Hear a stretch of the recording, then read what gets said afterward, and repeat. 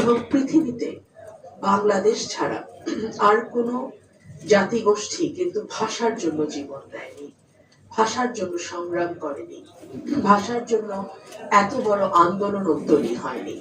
কিন্তু আমাদের দুর্ভাগ্য যে আমরা সকল কিছুকে রাজনীতি করে ফেলি।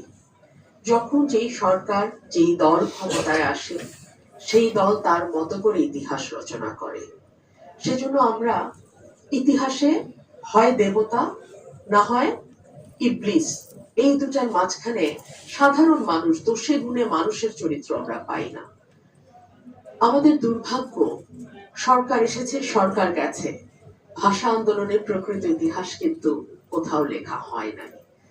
আমি অলি আহাদ সাহেবের মেয়ে হিসেবে আমি নিজে জানি যে কোনো বইতেই শিশুদের কিংবা এর পরবর্তীতে পাঠ্যসূচিতে যে বইগুলো থাকে তার কোনোটাতেই ভাষা আন্দোলনের প্রকৃত ইতিহাস নেই।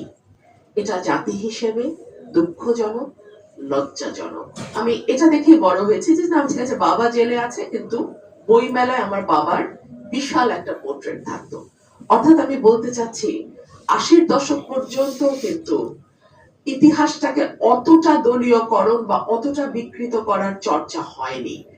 বাবাকে তার রাজনৈতিক মতের কারণে কারাগারে থাকতে হয়েছে, কিন্তু তার যে প্রাপ্য সম্মান এবং ভাষা আন্দোলনের মুখ্য চরিত্র হিসেবে তার যে ভূমিকা, সেটা কিন্তু তৎকালীন সরকার মুছে ফেলবার চেষ্টা করে নাই।